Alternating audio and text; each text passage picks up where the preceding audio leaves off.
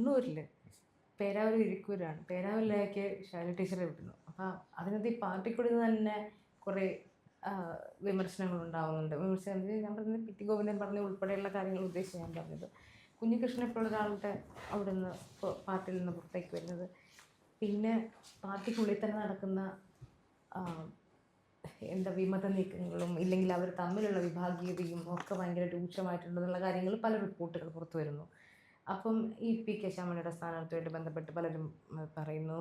അപ്പം അങ്ങനെയൊക്കെ നിൽക്കുന്ന സമയത്ത് എങ്ങനെയാണ് ഇപ്പം എനിക്ക് ഷുവർ ഹിറ്റായിട്ടുള്ള കുറേ സീറ്റുകളുണ്ട്, പക്ഷേ അല്ലാത്ത സീറ്റുകളിൽ അതെങ്ങനെയാണ് അതിനെ ബാധിക്കാൻ സാധ്യത? പാർട്ടിക്കുള്ളിൽ നിൽക്കുന്ന വിഭാഗീയതകളും ബാക്കി പ്രശ്നങ്ങളും, പിന്നെ ഈ സ്ഥാനാർത്ഥി ഈ ശൈല ടീച്ചറുടെയൊക്കെ എനിക്ക് തോന്നുന്നത് കേരളം മുഴുവൻ ചർച്ച ചെയ്യുന്നുണ്ട് ഈ സംഭവം. കണ്ണൂർ മാത്രമായിട്ട് നിൽക്കുന്ന ഒരു സംഗതിയല്ല. അത് ലോക്കലി എഫക്റ്റ് ചെയ്യുമോ? ഇല്ലെങ്കിൽ ബാക്കി ഇത്തരം മാറി മാറി നിൽക്കുന്ന പരിപാടികളെല്ലാം അവിടെ എന്തൊക്കെ എഫക്റ്റ് ചെയ്യും എന്ന് നമുക്ക് പറയില്ല. പക്ഷേ ഇപ്പോൾ വിഭാഗീയ പ്രശ്നം വരികയാണെങ്കിൽ ഇടതുപക്ഷത്തിന് മാത്രമല്ല കോൺഗ്രസിനുണ്ട്. കാരണം അവിടെ സുധാകരന് സീറ്റ് കൊടുക്കാതിരിക്കുന്നത് തുടർന്ന് ഒരു 4 മണ്ഡലത്തിലെങ്കിലും കോൺഗ്രസിൻ്റെ മറ്റേ അവിടെ യു ഡി എഫിന് നമ്മളൊരു പ്രസക്തി പോലും കാണണ്ട. പക്ഷെ അല്ല, ഞാൻ പറയുന്നത് വെച്ചിട്ടുണ്ടെങ്കിൽ ഏറ്റവും പ്രധാനപ്പെട്ട ഇരിക്കൂരും പേരാവൂരും അവരുടെ മണ്ഡലമാണ്. അതേപോലെ തന്നെ വേണമെങ്കിൽ ഈ കഴിഞ്ഞ തവണ പിടിച്ചെടുത്തെങ്കിലും അഴീക്കോട് മണ്ഡലം ഈ പറഞ്ഞ രീതിയിൽ വളരെ മറ്റേ ഇവർക്ക് സ്വാധീനമുള്ള, കോൺഗ്രസ്സിന് സ്വാധീനമുള്ള ഒരു മണ്ഡലമാണ്. അവിടെ നിന്ന് ഈ പറഞ്ഞ രീതിയിൽ കെ എം ഷാജി അവിടെ നിന്ന് രക്ഷപ്പെട്ട് വേങ്ങരയിലേക്ക് മാറുകയൊക്കെ ചെയ്തിട്ടുണ്ടെങ്കിലും അതിലൊക്കെ സ്വാധീനമുണ്ട്.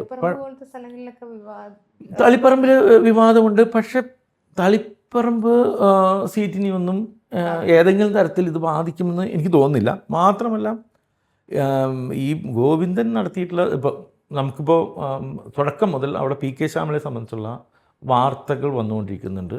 പോകുന്നതും പുറത്തു പോകുമ്പോൾ നമുക്കറിയാം അതിൻ്റെ സോഴ്സ് എന്തായിരുന്നു എന്ന് വെച്ചിട്ടുണ്ടെങ്കിൽ ഇദ്ദേഹമായിരിക്കണം എന്തായാലും തുടക്കം മുതൽ ഈ കമ്മിറ്റിയിൽ നടക്കുന്ന ചർച്ചകളടക്കം മുതൽ ഇത് വിവാദമാവുന്നു എന്ന് പറയുന്ന വാർത്തകൾ വരാനുള്ള ഒരു സോഴ്സ് എന്ന് പറയുന്നത്. അപ്പോൾ അതിനപ്പുറത്തേക്ക് യഥാർത്ഥത്തിൽ അവിടെ വല്ല വിവാദം ഉണ്ടായിരുന്നു. അപ്പോൾ അവിടെ നോക്കിക്കഴിഞ്ഞിട്ടുണ്ടെങ്കിൽ മറ്റേ കണ്ണൂർ ജില്ലയിലെ മറ്റേ വനിതാ ഇടതുപക്ഷ നേതാക്കൾ, CPM നേതാക്കളുടെ നോക്കിക്കഴിഞ്ഞിട്ടുണ്ടെങ്കിൽ P K Sreemathi, KK Shailaja, കഴിഞ്ഞാൽ ഏറ്റവും സീനിയർ മോസ്റ്റ് നേതാവാണ് പി കെ ശ്യാമള. മറ്റേ SFIയുടെ കാലം മുതൽ മറ്റുണ്ടായിരുന്ന നേതാവ്. അപ്പോൾ അത് കാരണം തന്നെ അതിൽ അത്ര വലിയ അസ്വാഭാവികത ഉണ്ടോ എന്ന് ചോദിച്ചിട്ടുണ്ടെങ്കിൽ പാർട്ടിയിലെ ലോക്കലായിട്ടുള്ള ആൾക്കാരെ സംബന്ധിച്ചിടത്തോളം അത്ര കാര്യമില്ല. പക്ഷേ കേരളത്തിലൊരു പ്രചരണം നടക്കുന്നുണ്ട്, ഒരു സംശയമില്ല പ്രചരണം നടക്കുന്നുണ്ട്. അദ്ദേഹത്തിൻ്റെ ഭാര്യ ആയതുകൊണ്ട് മാത്രമാണ് കിട്ടിയെന്നുള്ളത്. പക്ഷേ അത്ഭുതകരമാകുന്ന അത് കോൺഗ്രസ്സുകാർക്കൊന്നും ബാധകമല്ലാത്ത ഒരു പ്രശ്നമാണ്. അത് ഇടതുപക്ഷത്തിന് മാത്രമേ. ഇപ്പം സുകന്യ ആവുകയാണെങ്കിൽ മുമ്പ് 2 തവണ MLA ആയിരുന്ന ജെയിംസ് മാത്യുവിൻ്റെ ഭാര്യയാണ് സുകന്യ. വേണമെങ്കിൽ അതും ആരോപണമായിട്ട്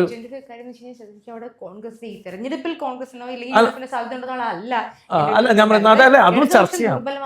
കാരണം അവിടെ ഒരു അതുപോലെ വന്നിരുന്ന ഒരു സംവിധാനം, ആ സംവിധാനത്തിൽ ഇളക്കം തട്ടുന്നുണ്ടെന്നുള്ളതാണ് ഇടയ്ക്ക് അതിനകത്ത് ഈ കുഞ്ഞികൃഷ്ണനും ഗോവിന്ദനും ഒക്കെ നമ്മൾ നോക്കുമ്പോൾ സാക്ഷാൽ MV രാഘവനുണ്ട് അപ്പുറത്ത്. മനസ്സിലായല്ലോ. ഒരിക്കലും താരതമ്യം പറയാൻ പോലും പറ്റാത്ത 2 പേരാണ്. EK നായനാരിനെ പോലും അപ്പുറത്ത് നിന്നിരിക്കുന്ന കണ്ണൂരിന്റെ ഈ പറഞ്ഞ സുധാകരനെ പോലെ കണ്ണൂരിന്റെ ഏറ്റവും ശക്തനായ നേതാവ്. പാർട്ടി വിട്ടു ഒരു തവണ മാത്രമാണ് അഴീക്കോട് മത്സരിച്ചത്, ഒറ്റ തവണ. അതും EP ജയരാജൻ എന്ന് പറയുന്ന ഒരു പുതുമുഖ ശിഷ്യനായിരുന്നു. പക്ഷെ ചെറുപ്പക്കാരനോട് ഏകദേശം 2000 വോട്ടിനൊക്കെ കഷ്ടി ജയിച്ച് പിന്നീട് അദ്ദേഹം അവിടെ മത്സരിച്ചിട്ടില്ല. അദ്ദേഹം അപ്പൊ രാഘവന് അത്രയും പോലും ഇല്ല, അത്രയും പോലും അല്ലല്ല തിരിച്ചാണ് സംഭവിക്കുക. കാരണം എനിക്ക് തോന്നണു ഈ ഗോവിന്ദൻ ഈ പ്രശ്നം ഉണ്ടാക്കിയില്ലായിരുന്നെങ്കിൽ അവിടെ ഉണ്ടാകുമ്പോൾ തർക്കം സുകന്യ ടീച്ചറിന്റെ പേരിലായിരിക്കും എന്ന് തോന്നുന്നു. പക്ഷെ ഇപ്പോഴത്തെ രീതി വെച്ചിട്ട് ഗോവിന്ദൻ നമ്മുടെ ഉണ്ടാക്കിയിരിക്കുന്ന ഈ പ്രശ്നം അവിടെ എനിക്ക് തോന്നുന്നു, ഞാൻ എൻ്റെ ഒരു പ്രവചനം പോലെ പറയാവുന്നത് കണ്ണൂരിൽ ഏറ്റവും കൂടുതൽ ഭൂരിപക്ഷത്തിൽ ജയിക്കാൻ പോകുന്ന ഒരു സ്ഥാനാർത്ഥി PK ശ്യാമളയായിരിക്കും. അതെന്ന് വെച്ചിട്ടുണ്ടെങ്കിലും ആളുകൾക്ക്, ഇടതുപക്ഷക്കാർക്ക് ഒരു വാശി ഉണ്ടായിട്ടുണ്ട് ഇതിൻ്റെ പുറത്ത്. അതൊരു കാര്യമാണ്. 2, അവിടെ തളിപ്പറമ്പിലുള്ള ആളുകളെ സംബന്ധിച്ചിടത്തോളം ഗോവിന്ദന് കഴിഞ്ഞ ഒരു 30 വർഷമായിട്ട് പാർട്ടി കൊടുക്കാത്ത സ്ഥാനങ്ങളില്ല എന്ന് വെച്ചിട്ടുണ്ടെങ്കിൽ തുടർച്ചയായിട്ട് സ്ഥാനങ്ങൾ ലഭിച്ചുകൊണ്ടിരുന്ന ഒരാളാണ്. അപ്പോൾ അത് കാരണം തന്നെ ഇത് അദ്ദേഹത്തിന് വൈകിയ വേളയിൽ ഒരു ഇത്രയൊക്കെ ലഭിച്ചു, ഇനിയും ഒരു MLA കൂടി ആയിട്ട് പിരിയണം എന്നുണ്ടായി കാണുമായിരിക്കും. മനുഷ്യരുടെ ഓരോ മോഹങ്ങളല്ലേ, ഉണ്ടായി കാണുമായിരിക്കും. ഇതിപ്പോൾ G. സുധാകരന് മത്സരിച്ച് കൊതി തീർന്നിട്ടില്ല, അപ്പോൾ അതിപ്പോൾ K. സുധാകരൻ തീർന്നിട്ടില്ല, പലർക്കും തീർന്നിട്ടില്ല. അപ്പോൾ അങ്ങനെ ഒരു കൊതികളുള്ള മനുഷ്യരും സംഭവങ്ങളും ഉണ്ടാവുമായിരിക്കും. സാധാരണഗതിയിൽ പഴയ മാതിരി ഇടതുപക്ഷത്ത് സംഭവിക്കാത്തൊരു കാര്യമാണ്. ഇത്തരത്തിലുള്ള ആൾക്കാർ ആശയത്തിൻ്റെ പുറത്താണല്ലോ സാധാരണഗതിയിൽ. ഇപ്പം MV ഗോവിന്ദനായി MV രാഘവനായിക്കോട്ടെ, KR ഗൗരി ആയിക്കോട്ടെ, ഇവരെല്ലാം ആശയത്തിൻ്റെ ഭാഗമായിട്ടാണല്ലോ പാർട്ടിയിൽ നിന്ന് പുറത്തു പോയിട്ടുള്ളത്. അല്ലാതെ സീറ്റ് കിട്ടാത്തതിൻ്റെ പേരിൽ മറ്റേ ഇടതുപക്ഷത്തിൽ നിന്ന് ആരും പുറത്തു പോയ മുൻകാല ചരിത്രം നമ്മൾ കണ്ടിട്ടില്ല. സ്വാഭാവികമായിട്ടും കഴിഞ്ഞ 10 വർഷമായിട്ട് മറ്റേ ഭരണത്തിലുള്ള പാർട്ടിയാണ്. നിരന്തര സമരങ്ങളോ മറ്റ് ജനങ്ങളെ കൂടുതലായിട്ട് അടുപ്പിക്കുന്ന സംഭവങ്ങളോ അടിത്തട്ടിൽ നടക്കുന്നില്ല. അത് വാസ്തവമാണ്. അതിൻ്റെ ഒരു ദുർബലത അടിത്തട്ടിൽ ഉണ്ടായിട്ടുണ്ട്. അത് എനിക്ക് തോന്നുന്നു CPM അടക്കമുള്ള പാർട്ടിയും ഒക്കെ എല്ലാവരും അത് ശ്രദ്ധയോടുകൂടി കാണുകയൊക്കെ ചെയ്യുന്നൊരു കാര്യമാണ്. പക്ഷേ കണ്ണൂരിൻ്റെ ഇടതുപക്ഷത്തിൻ്റെ ഒരു കോട്ടയിളക്കാൻ പാകത്തിന് ഇത്തരം സംഭവങ്ങൾ വന്നിട്ടുണ്ടോ എന്നുള്ള കാര്യത്തിൽ നമുക്ക് ഉറപ്പില്ല. പക്ഷേ സാധ്യത ചിലപ്പോൾ ഇനിയിപ്പോൾ ഈ തെരഞ്ഞെടുപ്പ് കഴിയുമ്പോൾ പരിപൂർണമായും ഇളകുന്ന തരത്തിലേക്ക് കാര്യങ്ങൾ മാറുമോ എന്ന് നമുക്കറിയില്ല. പക്ഷേ ഇവിടെ നിന്ന് നോക്കുമ്പോൾ നമ്മൾ കാണുന്നത്, അവിടുത്തെ ആളുകളുമായിട്ട് സംസാരിക്കുമ്പോൾ കാണുന്നത്, ഇത് അവരുടെ ഇടയിൽ കുറച്ചൊരു വാശി കൂടി അതിൻ്റെ ഉണ്ടാക്കിയിട്ടുണ്ട്. കണ്ണൂരുകാരുടെ ഒരു വാശി അതിൽ വന്നിട്ടുണ്ട്. ആ വാശി അത് മറ്റേ ഇലക്ഷനിൽ അനുകൂലമായിട്ട്, ഇടതുപക്ഷത്തിന് അനുകൂലമായിട്ട് മാറാനുള്ള സാധ്യതയുണ്ടെന്നുള്ളതാണ്. അല്ല, മുമ്പായിരുന്നെങ്കിൽ നമുക്ക് സത്യത്തിൽ കണ്ണൂരിനെ നമുക്ക് ഈ അങ്ങനെ ചർച്ച ചെയ്യേണ്ട മണ്ഡലം അല്ല എന്ന് പറഞ്ഞിട്ട് നമുക്ക് ഈ മലപ്പുറത്തെ പോലെ തന്നെ നമുക്ക് അതെ അതെ ആ കാലമൊക്കെ കഴിഞ്ഞു. സാഹചര്യത്തിൽ അങ്ങനെ അല്ലല്ലോ, ആ കാലം കഴിഞ്ഞു, ഒരു സംശയമില്ല. അത് ഓക്കെ. പക്ഷെ ഇത്രയും വലിയൊരു ചർച്ചയാക്കിയിരിക്കുന്നത് എനിക്ക് തോന്നുന്നു മാധ്യമങ്ങളാണ്. കാരണം അത്ര വലിയ രീതിയിൽ ചർച്ച ചെയ്യാൻ, കാരണം ഇപ്പോഴും ഈ അവിടെ തളിപ്പറമ്പിലും ഇപ്പോൾ ഈ ഗോവിന്ദൻ മത്സരിക്കുമോ നമ്മൾ ഈ സംസാരിക്കുന്ന സമയം വരെ തീരുമാനം എടുത്തിട്ടില്ല. പിന്നെ രണ്ട് കാര്യമുണ്ട്, അവിടെ പയ്യന്നൂരാണെങ്കിലും ഈ തളിപ്പറമ്പിലും ആക്കുകയാണെങ്കിലും ഇവർ വന്നിട്ട് ഈ ഗോവിന്ദനെയും അവിടെ കുഞ്ഞികൃഷ്ണനൊക്കെ സപ്പോർട്ട് ചെയ്യുമ്പോൾ അവിടെ പണിയെടുത്ത കോൺഗ്രസ്സുകാരുണ്ടല്ലോ. ഈ മറ്റു ജില്ലകളെ പോലല്ല, അവിടെ രാഷ്ട്രീയം നടത്തുക നിങ്ങൾക്ക് അറിയാലോ എത്രത്തോളം ഇതുണ്ട്. ഇത് സംഭവത്തിൽ ഇത്ര വലിയ ചർച്ചയാകേണ്ട കാര്യമില്ലായിരുന്നു. പക്ഷെ ഇപ്പോൾ കണ്ണൂരിന്റെ ഞാൻ പറയട്ടെ, ഒരു ഒറ്റ കാര്യമുള്ളൂ എന്ന് വെച്ചിട്ടുണ്ടെങ്കിൽ, ഇവിടെ ഇടതുപക്ഷം ഈ തെരഞ്ഞെടുപ്പിൽ മുന്നോട്ട് വയ്ക്കാനായിട്ട് ശ്രമിച്ചൊരു കാര്യങ്ങൾ കഴിഞ്ഞ ഒരു 2 ആഴ്ചയായിട്ട് നമ്മുടെ ചർച്ചയിൽ പോലുമില്ല. അതായത് ചൂരൽമല ലൈഫ് പദ്ധതി, അങ്ങനെയുള്ള ജനകീയ പദ്ധതികളൊന്നുമില്ല. ഇവിടുത്തെ ഇടതുപക്ഷത്തിൻ്റെ G. സുധാകരൻ മുതൽ മറ്റേ തളിപ്പറമ്പ് പ്രശ്നം, കോൺഗ്രസ്സുകാരുടെ ഗ്രൂപ്പ് തർക്കം, ഇത് മാത്രമാണ് വാർത്ത. അപ്പോൾ ഇലക്ഷൻ്റെ ഒരു ഫോക്കസ് എന്ന് പറയുന്നത് ഈ പാർട്ടികളുടെ അതെ അതിനകത്തുള്ള പ്രശ്നങ്ങളായിട്ട് മാറുന്നു. അതൊരു ഇലക്ഷൻ സ്ട്രാറ്റജിയാണ് എന്ന് വെച്ചിട്ടുണ്ടെങ്കിൽ, അതൊരു ഡൈവേഴ്സീവ് സ്ട്രാറ്റജിയാണ്. അത് BJP വളരെ വിജയകരമായിട്ട് നടപ്പിലാക്കിയിട്ടുള്ളതാണ്. കനകോലു അത് പല സ്ഥലത്തും നടപ്പാക്കിയിട്ടുണ്ട്. ഗുജറാത്തിൽ മുതൽ നടപ്പിലാക്കിയിട്ടുള്ള പരിപാടിയാണ്. കർണാടകയിൽ വളരെ വിജയകരമായിട്ട് BJPയെ ഡിസ്ട്രാക്ട് ചെയ്തു അവർ. ഭരണത്തിൻ്റെ നേട്ടം മാത്രം പറഞ്ഞുകൊണ്ട് ഇവിടെ നേരെ തിരിച്ചിട്ട് ഭരണത്തിൻ്റെ കാര്യം ചർച്ച ചെയ്യാതിരിക്കാനായിട്ട് മറ്റ് വിഷയങ്ങൾ മീഡിയയ്ക്ക് ഇട്ടുകൊടുക്കുക, അത് ചർച്ച ചെയ്യുക. അപ്പോൾ സ്വാഭാവികമായിട്ടും ഒരു വലിയ നമ്മുടെ ഡിസ്കഷൻ മുഴുവൻ മറ്റ് ഇഷ്യൂസിനെ, നോൺ ഇഷ്യൂസിനെ ചുറ്റിപ്പറ്റിയായിരിക്കും നിൽക്കുന്നത്. മറ്റ് ചർച്ച ഉണ്ടാവില്ല. അപ്പോൾ കണ്ണൂർ സ്വാഭാവികമായിട്ടും ഇങ്ങനൊരു സംഭവം വന്നതോടുകൂടി തന്നെ കണ്ണൂർ വീണ്ടും നമ്മൾ ഈ വിഷയത്തിൽ ചർച്ച ചെയ്തുകൊണ്ടിരിക്കുന്നു. അതിൽ അടിത്തറ ഉണ്ടാവുമെന്നുള്ളതല്ല, പക്ഷെ അത് ഈ ഭരണത്തിൻ്റെ അല്ലെങ്കിൽ ഒരു പ്രധാനമായിട്ടും നമ്മൾ ഒരു തെരഞ്ഞെടുപ്പിൽ ചർച്ച ചെയ്യേണ്ട ഒരു വിഷയം എന്ന് പറയുന്നത്, എന്താണോ കഴിഞ്ഞ ഗവൺമെൻറ്റുകൾ ചെയ്തത് അത് ഇവർക്ക് ആവർത്തിക്കാൻ പറ്റുമോ, ഇവർ ബദലായിട്ട് എന്തെങ്കിലും ഒരു പദ്ധതി കൊണ്ടുവരുന്നുണ്ടോ എന്നുള്ളതാണല്ലോ സ്വാഭാവികമായിട്ടും പറയുന്നത്. ആ ഡിസ്കഷനിൽ നിന്ന് ഡിസ്ട്രാക്ട് ചെയ്യാനായിട്ട് യഥാർത്ഥത്തിൽ സംബന്ധിച്ച് അതൊരു ഇലക്ഷൻ സ്ട്രാറ്റജിയാണ്. അത് കാരണം തന്നെ അത് UDFന് അനുകൂലവുമാണത്. അപ്പോൾ ആ രീതിയിൽ നോക്കിക്കഴിഞ്ഞിട്ടുണ്ടെങ്കിൽ കണ്ണൂരിലെ ചർച്ച UDFന് അനുകൂലമാണത്. അത് ഇടതുപക്ഷത്തിനെ സംബന്ധിച്ചിടത്തോളം പ്രശ്നവുമാണത്. അപ്പോൾ അത് കാരണം തന്നെ അതൊരു വലിയ സംഭവമുണ്ട്. ഇപ്പോൾ പേരാവൂർ നേരത്തെ ശൈലജ ടീച്ചർ മത്സരിച്ചിട്ടുണ്ട്. പിന്നെ ശൈലജ ടീച്ചർ അല്ലാതെ ഒരു സ്ഥാനാർത്ഥിയെ പേരാവൂർ നിർത്തി ജയിപ്പിക്കാൻ ഇടതുപക്ഷത്തിനില്ല. ശരിക്കും പറഞ്ഞിട്ടുണ്ടെങ്കിൽ. അത് മാത്രമല്ല ശൈല ടീച്ചർ ഉണ്ടാക്കിയിട്ടുള്ള ഒരു ഭൂരിപക്ഷം വേറെ ആരും ഉണ്ടാക്കിയിട്ടില്ല. ഉണ്ടാക്കിയിട്ടില്ല. അപ്പം അത്തരം നല്ല സ്ഥാനാർത്ഥിയെ പേരാവൂരിലേക്ക് മത്സരിപ്പിക്കാൻ പറ്റും. അല്ലെങ്കിൽ ശൈല ടീച്ചർക്ക് മത്സരിക്കാൻ പറ്റില്ല. കാരണം ശൈല ടീച്ചർ തുടർച്ചയായിട്ട് മറ്റേ 3 തവണ ഓൾറെഡി ഇത് ചെയ്ത് കഴിഞ്ഞു. ഇപ്പോൾ പാർട്ടിയുടെ ഇതനുസരിച്ച് ശൈല ടീച്ചർക്ക് ഇത്തവണ സീറ്റില്ലാത്തതാണ്. ഇപ്പോൾ ടൈസൺ മാസ്റ്റർക്കും ശരിക്കും പറഞ്ഞിട്ടുണ്ടെങ്കിൽ സീറ്റില്ലാത്തതാണ്. അവരെ ഒരു പരിപാടിക്ക് വേണ്ടി നിയോഗിച്ചിരിക്കുകയാണ്. ആ സംഭവം ഇതിൻ്റെ പാർട്ടിയുടെ അകത്ത് നടക്കുന്നുണ്ട്. പക്ഷേ ശൈല ടീച്ചറെ മറ്റേ ഇതാക്കി വിക്ടിമൈസ് ചെയ്തിട്ടുള്ള ഒരു പ്രചരണം നടക്കുന്നുണ്ട്. അപ്പോൾ അത് നമുക്കറിയാമല്ലോ. അപ്പോൾ നേരത്തെ ശൈല ടീച്ചർ വടകരയിൽ മത്സരിക്കാൻ വന്നപ്പോൾ ശൈല ടീച്ചറെ വർഗീയവാദിയാക്കിയിട്ട് പ്രചരണം നടന്നിരുന്നു. അപ്പോൾ അത്തരം സാധനങ്ങൾ സമൂഹത്തിൽ വർക്ക് ചെയ്യുന്നതാണ്.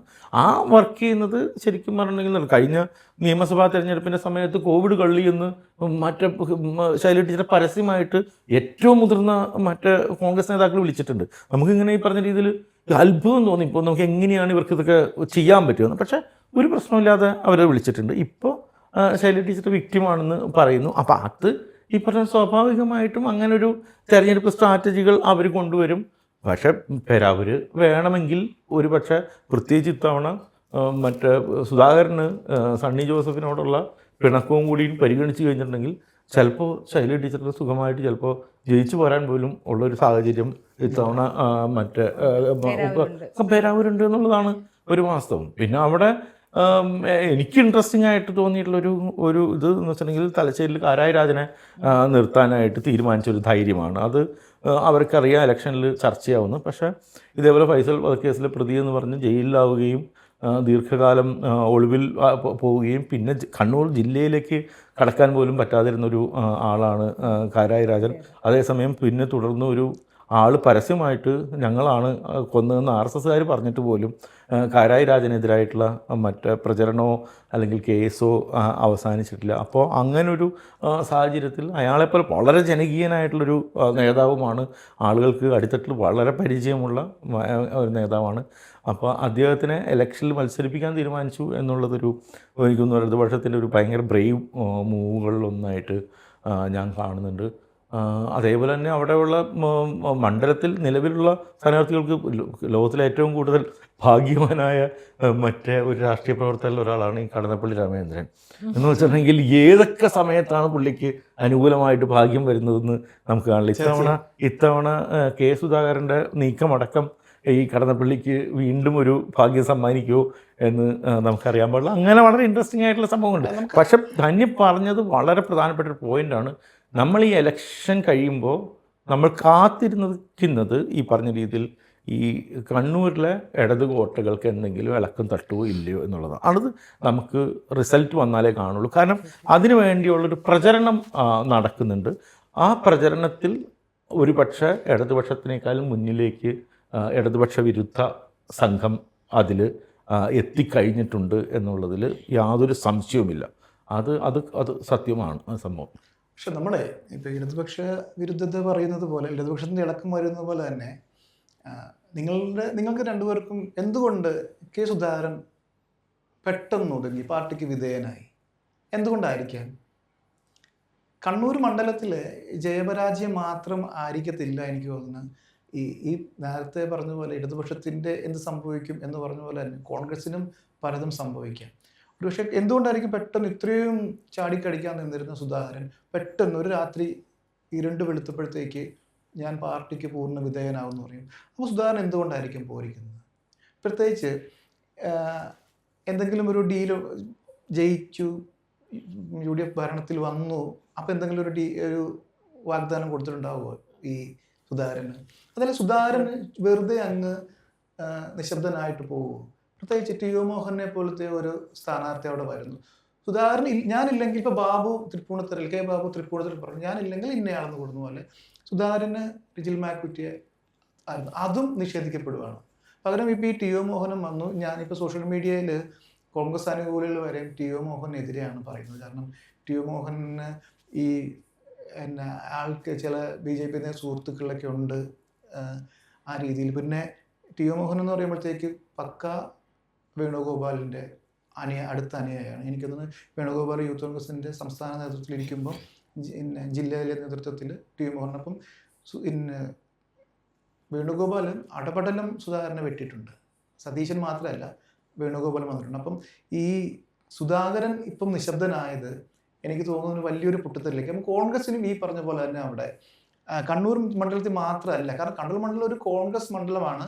എനിക്ക് തോന്നുന്നു അവിടെ സി കണ്ണൻ ജയിച്ചിട്ടുണ്ടെന്ന് തോന്നുന്നു. പിന്നെ അങ്ങനെ ഇല്ല, അങ്ങനെ ആരും പിന്നെ വന്നിട്ടില്ല. പ്രത്യേകിച്ച് ഈ മുസ്ലിം ഭൂരിപക്ഷമുള്ളൊരു മണ്ഡലമാണ്. പിന്നെ അവിടെ എനിക്ക് ഈ ചേട്ടൻ നേരത്തെ പറഞ്ഞ പോലെ തന്നെ കേരള രാഷ്ട്രീയത്തിന് ഏറ്റവും ഭാഗ്യശാലിയായിട്ടുള്ള മനുഷ്യൻ ആരാന്ന് ചോദിച്ചു കഴിഞ്ഞാൽ രാമേന്ദ്രൻ കടന്നപ്പള്ളിയാണ്. സർക്കാർ ഇ.കെ. നായനാരെ വരെ തോപ്പിച്ചിട്ടുണ്ട്. അപ്പോൾ ഇത്തവണ ഈ രാമേന്ദ്രൻ കടന്നപ്പള്ളിയുടെ ഒരു വിജയം വരിക എന്നുള്ളത് ഈ പറഞ്ഞ പോലെ തന്നെ ഞാനിപ്പോഴും വിശ്വസിക്കുന്നുണ്ട് സുധാകരൻ അടങ്ങിയിട്ടില്ല.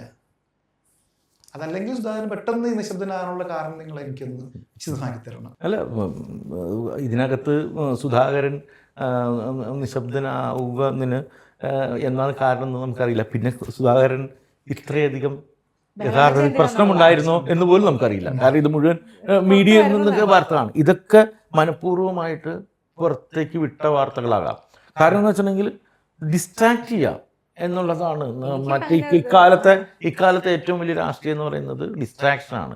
തെരഞ്ഞെടുപ്പ് പ്രചരണത്തിലെ ഏറ്റവും വലിയ പരിപാടി എന്ന് വെച്ചിട്ടുണ്ടെങ്കിൽ നിങ്ങൾ മറ്റു കാര്യങ്ങൾ ചെയ്തുകൊണ്ടിരിക്കുമ്പോൾ മറ്റു വാർത്തകൾ പുറത്തേക്ക് വരിക. ഈ പുറത്തേക്ക് വരുന്ന വാർത്തകൾ ഞാൻ വേറെ കാര്യം പറയട്ടെ, ഞാൻ നേരത്തെ പറഞ്ഞത് തമാശയായിട്ട് പറഞ്ഞതല്ല. കാരണം ഇപ്പൊ കേരളത്തിൽ ആർക്കാണ് കോൺഗ്രസിന്റെ സ്ഥാനാർത്ഥികളെ അറിയാത്തത്? ഈ 2 ഘട്ടമായിട്ട് വന്ന സ്ഥാനാർത്ഥികൾ ഒരുവിധപ്പെട്ടവരെയൊക്കെ അറിയാം.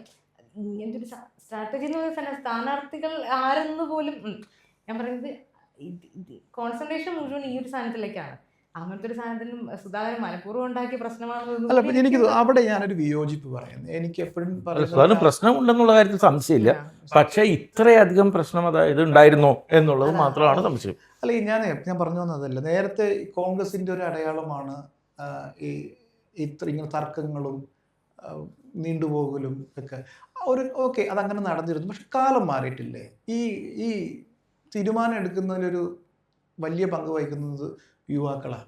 ഇവർ കണ്ടുകൊണ്ടിരിക്കുന്ന കാര്യങ്ങളിൽ ഈ തർക്കവും ബഹളവും വഴക്കും ഈ പിടിച്ചുവാങ്ങലുകളും ഒക്കെ അല്ലേ. അപ്പം അത് ശരിക്കും ഭയങ്കര നെഗറ്റീവായിട്ടുള്ള ഇമേജ് ഉണ്ടാക്കും കോൺഗ്രസ്, സംശയമില്ല. ചെറുപ്പക്കാരുടെ ഇടയിൽ ഇപ്പം നമുക്കൊരു സോഷ്യൽ മീഡിയ ഇൻസ്റ്റാഗ്രാം ഒക്കെ നോക്കിക്കഴിഞ്ഞിട്ടുണ്ടെങ്കിൽ നമുക്ക് മനസ്സിലാവുന്ന കാര്യം എന്ന് വെച്ചിട്ടുണ്ടെങ്കിൽ ചെറുപ്പക്കാർക്ക് അതിഭീകരമായിട്ട് കോൺഗ്രസ് ഇപ്പം മറ്റേ ഇവർ ഈ ക്യാമ്പസുകളിലൊക്കെ പോയിട്ട് രാവിലെ മുതൽ ഈ പലരും പല ചാനലുകളും പോയിട്ട് വഴിയിൽ ചെറുപ്പക്കാരെ കണ്ടിട്ട് മറ്റേതെടുക്കുന്ന പരിപാടിയുണ്ട്. ഇതിലെല്ലാവരുടെയും പ്രശ്നം എന്ന് വെച്ചിട്ടുണ്ടെങ്കിൽ ഒരു നാണക്കേടാണ്. ഇത് ഈ സൈസ് പരിപാടി ഒരു സുഖമില്ലാത്ത കാര്യം. അപ്പം അത് നെഗറ്റീവ് ഇമേജൊക്കെ ഉണ്ടാക്കിയിട്ടുണ്ട്. പക്ഷേ എനിക്കിതൊരു ബിഗർ സ്ട്രാറ്റജിയുടെ പരിപാടിയാണോ കോൺഗ്രസിൻ്റെ? അതായത് കോൺഗ്രസ്, ഞാൻ പറഞ്ഞ മാതിരി ഇവിടെ കോൺഗ്രസിന് തമ്മിൽ ഒറ്റ ലക്ഷ്യമാണ് ഈ തെരഞ്ഞെടുപ്പിലുള്ളത്. അതായത് ഇടതുപക്ഷത്തിൻ്റെ ഭരണ നേട്ടം ചർച്ച ചെയ്യപ്പെടരുത്. അപ്പോൾ അതാണ് അവർക്ക് ജയിക്കാനുള്ളൊരു മാർഗം. അത് ചെയ്തിട്ടില്ലെങ്കിൽ അവർക്ക് സാധ്യതകളുണ്ട്. ആ സാധ്യത ഇപ്പോൾ നമ്മൾ കണ്ടുകൊണ്ടിരിക്കുകയാണ്. കഴിഞ്ഞ ആഴ്ച ഈ സ്ഥാനാർത്ഥി നിർണയത്തിന് തൊട്ട് മുൻപുള്ള ആഴ്ച മുഴുവൻ നമ്മുടെ വാർത്തകളിൽ മുഴുവൻ നിറഞ്ഞു നിന്നിരുന്നത് ഈ ചൂരൽമലയും പല പദ്ധതികളും പിന്നെ സർക്കാർ ചെയ്യുന്ന PRD പരസ്യങ്ങളുമായിരുന്നു. ഈ പരസ്യങ്ങൾ ഉണ്ടാക്കിയിട്ടുള്ള ഇമ്പാക്റ്റ് അത് ജനങ്ങളിലേക്ക് എത്തുന്നു തുടങ്ങിയിട്ടുള്ള അത് ഡിസ്കഷനിൽ നിന്ന് പൂർണ്ണമായിട്ടും പോവാനാണ് ഈ കോൺഗ്രസിൻ്റെ സ്ഥാനാർത്ഥി നിർണയം വഴിയൊരുക്കിയത്. പ്രധാനമായിട്ട് ചില മുഖ്യധാര പത്രങ്ങൾ അതിൻ്റെ ഫ്രണ്ട് പേജൊക്കെ എടുത്ത് നോക്കുമ്പോൾ കേരളത്തിൽ ഇലക്ഷൻ നടക്കുന്നുണ്ടെന്ന് പോലും ഇല്ല. കാരണം കംപ്ലീറ്റ് ലോകത്ത് നടക്കുന്ന ഒരേ ഒരു കാര്യം ഇറാൻ യുദ്ധം മാത്രമാണെന്ന് പറയും. അപ്പോൾ ഈ തർക്കങ്ങൾ വരാതിരിക്കാനും ശ്രമിക്കുന്നുണ്ട്. ഏത് രീതിയിൽ എനിക്ക് തോന്നുന്നു മാധ്യമങ്ങൾ ഈ ശ്രീധരനോട് പറഞ്ഞുകൊണ്ട് ഞാൻ പൂർണ്ണമായിട്ട് യോജിക്കണം. കാരണം എന്തിന് വോട്ട് ചെയ്യണം അല്ലെങ്കിൽ എന്തിന് സർക്കാർ മാറണം എന്നൊരു ചോദ്യം ഉണ്ടല്ലോ. ഭരണവിരുദ്ധ വികാരം ആണ് ഈ പറയുന്ന സർക്കാരിനെ മാറ്റാനായിട്ടുള്ള ഒരു കാരണമെന്ന് പറയുമ്പോൾ ഇപ്പറേ എന്തിന് ഈ സർക്കാർ മാറണം എന്നുള്ളൊരു ചോദ്യമുണ്ട്. ഈ ചോദ്യം മുന്നോട്ട് വെച്ചിട്ടുള്ള ചർച്ചകളൊന്നും തന്നെ നമ്മളിപ്പോൾ ചർച്ച ചെയ്യുമ്പോൾ പോലും ആ കാര്യത്തിലേക്ക് നമ്മൾ പോകുന്നില്ല. ആ രീതിയിൽ ഈ ശ്രീധരൻ പറഞ്ഞ ആ ഒരു തന്ത്രം ഫലവത്തായിട്ട് നടക്കുന്നുണ്ടെന്ന് തോന്നുന്നു. ഇപ്പോൾ കാസർഗോഡ് ജില്ല നമുക്കറിയാവുന്ന പോലെ 2 സീറ്റ് കാലാകാലങ്ങളായിട്ട് ലീഗിന് ജയിച്ചുകൊണ്ടിരിക്കുകയാണ്. 2006 ഇലക്ഷനിൽ മാത്രമാണ് മഞ്ചേശ്വരത്ത് ഇപ്പോഴത്തെ ഉദുമ MLA ആയിട്ടുള്ള മറ്റേ CH കുഞ്ഞമ്പു ജയിച്ചത്. അതിനല്ലാതെ ഈ അടുത്ത കാലത്തൊന്നും നെല്ലിക്കുന്നിൻ്റെ ഒക്കെ ആണെങ്കിലും വളരെ ചെറിയ അത് ചെറിയ ചെറിയ ചെറിയ ഭൂരിപക്ഷത്തിലൊക്കെ ആണെങ്കിലും ഈ മറ്റേ അവിടെ ജയിച്ചുകൊണ്ടിരിക്കുന്നുണ്ട്. ഇതേപോലെ 2 സ്ഥലത്തും മിക്കവാറും, അതായത് മുനമ്പ് 2006 ജയിച്ച സമയത്ത് ഒഴിച്ചാൽ മറ്റേ ലെഫ്റ്റ് 3-ാം സ്ഥാനത്താണ് വരുന്നത്. ലീഗും BJPയും തമ്മിൽ ഡയറക്റ്റായിട്ട് മത്സരം നടക്കുന്ന 2 മണ്ഡലങ്ങളാണ്. അവിടെ ഇനിയും രണ്ടും നമുക്ക് ഭൂരിപക്ഷം എന്ന് പറയാൻ പറ്റുന്ന രീതിയിലുള്ള വലിയ ഭൂരിപക്ഷമില്ല. 2 സ്ഥലത്തും ഇത്തവണ ഈ പറഞ്ഞ രീതിയിൽ മഞ്ചേശ്വരത്ത് വേണമെങ്കിൽ ഇതേപോലെ മറ്റേ ഇവർക്ക് ജയിക്കാം, മറ്റേ സുരേന്ദ്രന് ജയിക്കാം. പതിവ് ഇലക്ഷനുകൾ പോലെ ക്രോസ് വോട്ട് ചെയ്ത് ഇത്തവണ CPM അല്ലെങ്കിൽ ഇടതുപക്ഷം മറ്റേ കോൺഗ്രസ് അല്ലെങ്കിൽ ലീഗിനെ ജയിപ്പിക്കുന്ന ഒരു രീതി ഇത്തവണ ഉണ്ടാകുമോ എന്നുള്ള കാര്യത്തിൽ എനിക്ക് വലിയ സംശയമുണ്ട്. അപ്പോൾ അത് കാരണം തന്നെ അല്ല, എനിക്ക് അവിടെ സുരേന്ദ്രൻ പ്രതീക്ഷിച്ചതും CPM നിർത്താൻ ആദ്യം ഉദ്ദേശിച്ചിരുന്നതും ഒരു മുസ്ലിം സ്ഥാനാർത്ഥിയായിരുന്നു. അപ്പോൾ മുസ്ലിം സ്ഥാനാർത്ഥി തന്നെ ആയിരുന്നെങ്കിൽ എനിക്ക് തോന്നുന്നത് സുരേന്ദ്രന് കുറച്ചുകൂടി എഡ്ജ് കിട്ടിയായിരുന്നു. പക്ഷേ അവസാന നിമിഷം ഇവർ പിൻവലിച്ചു, ഹിന്ദു സ്ഥാനാർത്ഥിയെ കൊണ്ടുവരുന്നു. അപ്പോൾ ഇവിടെ പറയുന്ന BJPയുടെ 3 പ്രധാന നേതാക്കൾ മത്സരിക്കുന്ന 3 മണ്ഡലങ്ങളിൽ ഒന്ന് തന്നെയാണല്ലോ മഞ്ചേശ്വരം. ഇത്തവണ അവർ എനിക്ക് തോന്നുന്നു അവസാനം വരെയും ടിവിയുടെ മുമ്പിൽ ഇരിക്കാൻ പോകുന്ന റിസൾട്ട് കേൾക്കാൻ ഇരിക്കുന്ന ഒരു മണ്ഡലം മഞ്ചേശ്വരം തന്നെയായിരിക്കും. ബാക്കിയുള്ള സ്ഥലങ്ങളിലൊന്നും അങ്ങനെ വലിയ മാറ്റം പ്രശ്നമൊന്നുമില്ല. ഇത് ആകെപ്പാടെ വലിയ മാറ്റങ്ങൾ വരാനുള്ള ഒന്നും വരില്ല, യാതൊരു സാധനമില്ല. ആകെപ്പാടെ എന്ന് വെച്ചിട്ടുണ്ടെങ്കിൽ കഴിഞ്ഞ മറ്റേ ലോക്സഭാ തെരഞ്ഞെടുപ്പിൽ തൃക്കരിപ്പൂര് മണ്ഡലത്തിൽ മറ്റേ രാജ്മോഹൻ ഉണ്ണിത്താന് ചെറിയ ലീഡ് കിട്ടി. അത് ഭയങ്കര അത്ഭുതമായിരുന്നു. കാരണം തൃക്കരിപ്പൂര് പോലെ ഒരു വളരെ പ്രധാനപ്പെട്ട ഒരു സ്വാഭാവിക മണ്ഡലത്തിൽ, പ്രത്യേകിച്ചും ഈ കയ്യൂര് മറ്റേ പ്രദേശം അടങ്ങുന്ന ഒരു മണ്ഡലമാണ്. അപ്പോൾ എനിക്ക് തോന്നുന്നത് ഞാൻ പറഞ്ഞ ഈ പാർലമെന്റ് ഇലക്ഷനിലെ ഭൂരിപക്ഷത്തിനെ നമ്മൾ ഈ നിയമസഭാ തെരഞ്ഞെടുപ്പുമായിട്ട് ബന്ധപ്പെട്ടിട്ട് വലിയ കാര്യങ്ങൾ കാണണ്ട. കാരണം അത് പാർലമെന്റിലേക്ക്, ഡൽഹിയിലേക്ക് ജയിപ്പിച്ചു വിടുക എന്നുള്ള വേറൊരു ആവശ്യത്തിന് പുറത്തുള്ള വോട്ടാണ് എല്ലായിടത്തും പോരുന്നത്. അത് നിയമസഭയിൽ വലിയ ഇത് വരില്ല. അത് മാത്രമല്ല, അവിടെ ചെറിയൊരു തൃക്കരിപ്പൂർ എന്ന് വെച്ചിട്ടുണ്ടെങ്കിൽ അതിലൊരു തീരദേശ ബെൽറ്റ് ഉണ്ട്. അവിടുത്തെ ഒരു മുസ്ലിം വോട്ടുണ്ട്. അത് വളരെ പൂർണ്ണമായിട്ടും കഴിഞ്ഞ തവണ രാജ്മോഹൻ ഉണ്ണിത്താൻ അനുകൂലമായിട്ട് പോയിട്ടുണ്ടെന്ന് തോന്നുന്നു. അപ്പോൾ ഇത്തവണ ആദ്യമായിട്ട് മണ്ഡലത്തിൻ്റെ ചരിത്രത്തിൽ അവിടുത്തെ VPP മുസ്തഫയ്ക്കാണ് അത് തന്നെ വെച്ചിട്ടുണ്ടെങ്കിൽ ഒരുപക്ഷെ കേരളത്തിൽ തന്നെ ഒരു മറ്റേ ഇടതുപക്ഷത്തിൻ്റെ ഈ പറഞ്ഞ അത്തരം മുഖങ്ങളിൽ വളരെ ഏറ്റവും ഇമ്പോർട്ടൻ്റ് ആയിട്ടുള്ള ഒരു കക്ഷിയാണ്. എത്രയോ മുൻപ് സ്ഥാനാർത്ഥിത്വമൊക്കെ ലഭിക്കേണ്ട ഒരാളാണ് VPP മുസ്തഫ. ശരിക്കും ഇപ്പോൾ VPP മുസ്തഫയ്ക്ക് ഒരു 50കളുടെ മധ്യത്തിലെങ്കിലും പ്രായമായിട്ടുണ്ടാകും. പക്ഷേ ഒരു 20 വർഷം മുമ്പ് തന്നെ വേണമെങ്കിൽ സ്ഥാനാർത്ഥിത്വം ലഭിക്കാവുന്ന ഒരാളായിരുന്നു മുസ്തഫ. അവിടെ ഈ പറഞ്ഞ പേരിൽ നല്ല മത്സരം ഉണ്ടാവും. പിന്നെ കാഞ്ഞങ്ങാട് ഒരു തരംഗത്തിലും മറ്റേ അനങ്ങാത്ത സ്ഥലമാണ്. CPIയുടെ മണ്ഡലമാണ്. ഗോവിന്ദൻ അവിടെ ഈ പറഞ്ഞ ASF കാലം മുതൽ അവിടെ നിന്ന് വളർന്നു വന്ന ലോക്കലായിട്ടുള്ള ഏറ്റവും ജനകീയനായിട്ടുള്ള നേതാക്കന്മാരിൽ ഒരാളാണ്. അത് കാരണം തന്നെ ഇതിനെ സംബന്ധിച്ചുള്ള വലിയ പ്രശ്നമില്ല. പിന്നെ ഉദുമയാണ്. ഉദുമയിൽ പലതരത്തിലുള്ള വിവാദങ്ങളൊക്കെ പലപ്പോഴും ഉണ്ടായിട്ടുണ്ടെങ്കിൽ പോലും ആദ്യത്തെ 2 റൗണ്ടുകൾ, അതായത് കാസർഗോഡിനോട് ചേർന്ന് കിടക്കുന്ന മലയോര പ്രദേശത്തെ 2 റൗണ്ടുകൾ എണ്ണുമ്പോൾ അവിടെ എല്ലാ ഇലക്ഷനിലും മറ്റേ കോൺഗ്രസ് മുന്നിൽ നിൽക്കുകയും അവസാനമാകുമ്പോഴേക്കും ഇടതുപക്ഷത്തിന് അനുകൂലമായിട്ട് മാറുകയും ചെയ്യുന്നൊരു സ്ഥലമാണ്. എത്രയോ കാലമായിട്ട് ലെഫ്റ്റിൻ്റെ കയ്യിലുള്ളൊരു മണ്ഡലമാണ്. ഉദുമയിൽ ഇത്തവണയും എനിക്ക് തോന്നുന്നു ഇങ്ങനൊരു വലിയ മാറ്റങ്ങളൊന്നും സംഭവിക്കാനായിട്ട് പോകുന്നില്ല. കാര്യം കഴിഞ്ഞ തവണയായിരുന്നു ഏറ്റവും പ്രധാനം. കാരണം പെരിയ ഇരട്ട കൊലപാതകത്തിന് ശേഷം നടന്നിട്ടുള്ള ഇലക്ഷനായിരുന്നു കഴിഞ്ഞ ഇലക്ഷൻ. ഉദുമ മണ്ഡലത്തിൻ്റെ ഹാർട്ട് ഓഫ് ദ മണ്ഡലത്തിലാണ് ഈ പെരിയ ഉള്ളത്. പെരിയ അവിടെ വലിയ ഇലക്ഷൻ ചർച്ചയൊക്കെയായിരുന്നു. പക്ഷേ അത് കഴിഞ്ഞ ഇലക്ഷനെ പോലും ബാധിച്ചിട്ടില്ല. അപ്പം മാത്രമല്ല ആ പ്രദേശത്ത് ഇത്തവണത്തെ നിയമസഭ തദ്ദേശ ഇതിൽ ഇടതുപക്ഷത്തിന് അനുകൂലമായിട്ടാണ് അവിടെ ഇതുണ്ടായിട്ടുള്ളത്. അപ്പോൾ അത് കാരണം തന്നെ കാസർഗോഡിലും ഇതേപോലെ വലിയ അത്ഭുതങ്ങളൊന്നും സംഭവിക്കാൻ പോകുന്നില്ല. എനിക്ക് ആകെയുള്ളൊരു കൗതുകം എനിക്ക് തോന്നുന്നത് ഈ സന്ദീപ് വാര്യരുടെ ഭാവിയെ കുറിച്ച് മാത്രമാണ്. അല്ല, ഞാനതിനെ തമാശയായിട്ടുള്ള കാണുന്നത്, സന്ദീപ് വാര്യർക്ക് എനിക്ക് തോന്നുന്നത് സീറ്റിന് വേണ്ടി നിന്നു, അവസാനം ഒരു സീറ്റ് കൊടുത്തു. സന്ദീപ് പക്ഷേ തൃക്കരിപ്പൂർ തന്നെ കൊടുത്തു. സന്ദീപ് ഉണ്ടാകുന്ന ഒരു വലിയൊരു കനത്ത തോൽവിയാണെങ്കിൽ സന്ദീപിൻ്റെ ഒരു കോൺഗ്രസ് ജീവിതത്തിനൊക്കെ ഏകദേശം ഒരു അവസാനമൊക്കെ ആകുമെന്നാണ് എനിക്ക് തോന്നുന്നത്.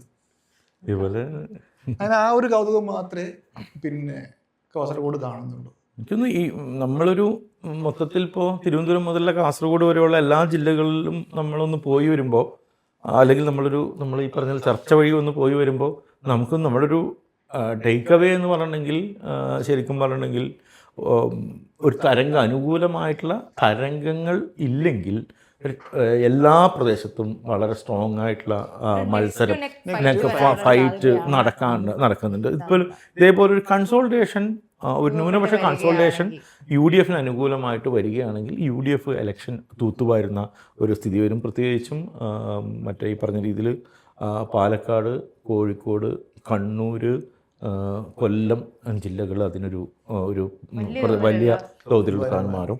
അല്ല ഇതൊരു നെക്ക് മത്സരമാണ് എങ്കിൽ ശരിക്കും പറഞ്ഞിട്ടുണ്ടെങ്കിൽ പല മണ്ഡലങ്ങളിലും ഭയങ്കര രസകരമായിട്ടുള്ള ഫൈറ്റുകൾ നമുക്ക് കാണാൻ പറ്റും.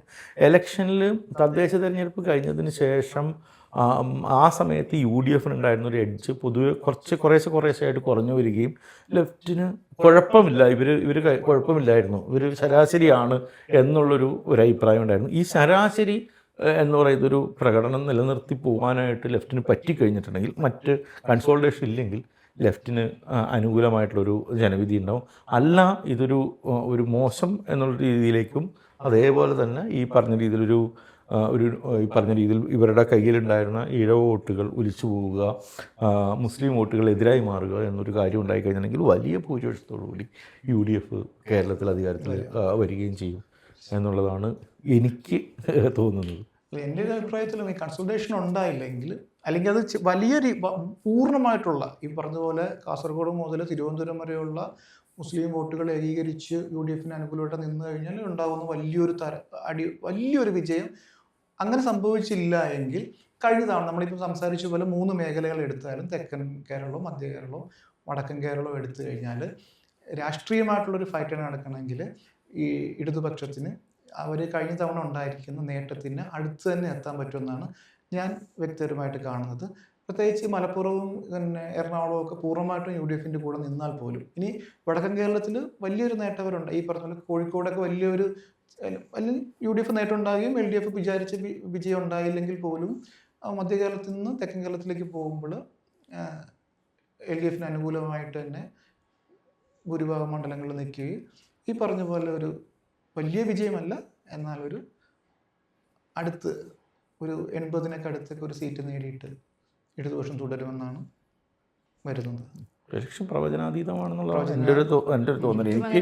എനിക്ക് ഈ പറഞ്ഞ രീതിയിൽ ഈ രാകേഷ് പ്രകടിപ്പിച്ച അത്ര ശുഭാപ്തി വിശ്വാസം മറ്റേ LDF കാര്യത്തിലില്ല, UDF കാര്യത്തിലും അങ്ങനൊരു ഇതില്ല. പക്ഷേ UDF ഞാൻ കാണുന്നൊരു ഇതെന്ന് വെച്ചിട്ടുണ്ടെങ്കിൽ ഈ പറയുന്ന കൺസൾട്ടേഷൻ ഉണ്ടായാൽ UDF വളരെ ഗുണകരമായി. ഇതിപ്പോഴും പറയുന്നു, പ്രവചനത്തിൻ്റെ ഈ ശുഭാപ്തി വിശ്വാസത്തിൻ്റെ ഈ ഒരു ഘടകം ഒഴിച്ചെടുത്തിട്ടാണ് നമ്മളിത് പറയുന്നത്. കാരണം കൺസൾട്ടേഷൻ ഉണ്ടാകുമെന്നാണ് പൊതുവിലുള്ള ഒരു റിപ്പോർട്ട്. നമുക്ക് പ്രത്യേകിച്ച് വടക്കൻ കേരളത്തിലേക്ക് തീർച്ചയായിട്ടും ഒരു മുസ്ലിം കൺസൾട്ടേഷൻ ഉണ്ടാകും. അങ്ങനെ ഉണ്ടായിക്കഴിഞ്ഞാൽ ഈ പറയുന്ന പോലെ കോഴിക്കോടൊക്കെ ഭയങ്കര വലിയ പരാജയം ഇടതുപക്ഷം നേരിട്ടുകൊണ്ട് ഈ പറയുന്ന രീതിയിൽ UDF വലിയ അധികാരത്തിലേക്ക് വരും. മറിച്ചാണെങ്കിലാണ് ഞാൻ പറയുന്നത് കഴിഞ്ഞ തവണത്തേക്ക് പോലെ തന്നെ ഈ തവണയും വരും. കാരണം വേറൊരു കാര്യമുണ്ട്, എന്തിനും സർക്കാർ മാറണം എന്നൊരു ചർച്ചയും കൂടി മുന്നോട്ട് വന്നു കഴിഞ്ഞാൽ ഒരു പൊളിറ്റിക്കൽ ബാറ്റിലാണ് നടക്കുന്നതെങ്കിൽ ഈ പറഞ്ഞ അതിൻ്റെ ഒരു നേട്ടം ഉണ്ടാകുക തീർച്ചയായിട്ടും ഇടതുപക്ഷത്തിന് തന്നെയായിരിക്കും.